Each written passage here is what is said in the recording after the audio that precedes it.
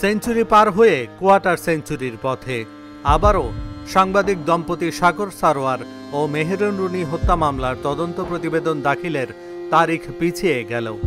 এ নিয়ে এ মামলার তদন্ত প্রতিবেদন দাখিলের তারিখ 121 বার পেছালো। রোববার 14 সেপ্টেম্বর ঢাকার মেট্রোপলিটন ম্যাজিস্ট্রেট আদালতে তদন্ত প্রতিবেদন দাখিল হওয়ার তারিখ ছিল। নতুন তারিখ নির্ধারিত হয়েছে আগামী 30 নভেম্বর।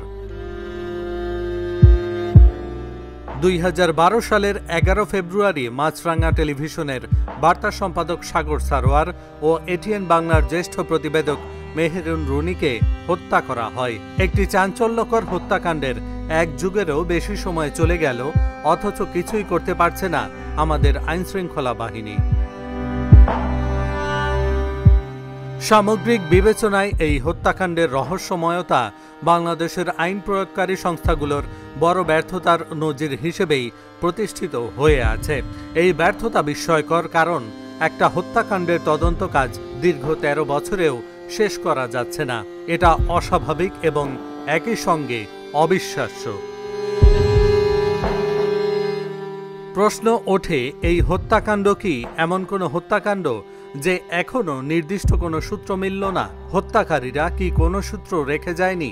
ঘটনার পরপরই তৎকালীন স্বরাষ্ট্রমন্ত্রী বলেছিলেন 48 ঘন্টার মধ্যে খুনিরা ধরা পড়বে। সেই থেকে কত 48 ঘন্টা চলে গেল। তাই এখন প্রশ্ন জাগছে, আদৌ কি সাংবাদিক দম্পতি খুনের কিনারা হবে? ফৌজদারি বিচার প্রক্রিয়ায় পুলিশের ভূমিকা অতি গুরুত্বপূর্ণ।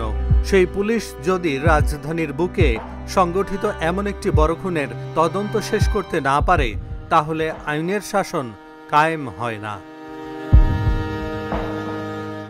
এমন আলোচিত একটি হত্যাকাণ্ডের মামলার তদন্ত প্রতিবেদন এতবার পেছালে পুলিশের ইচ্ছা ও সক্ষমতা দুটোই প্রশ্নের মুখে পড়ে। এমন একটি হত্যা মামলার তদন্ত স্থবির হয়ে থাকায় আইনশৃঙ্খলা রক্ষাকারী বাহিনীর প্রাতিষ্ঠানিক দুর্বলতা উন্মোচিত হচ্ছে মানুষের সামনে।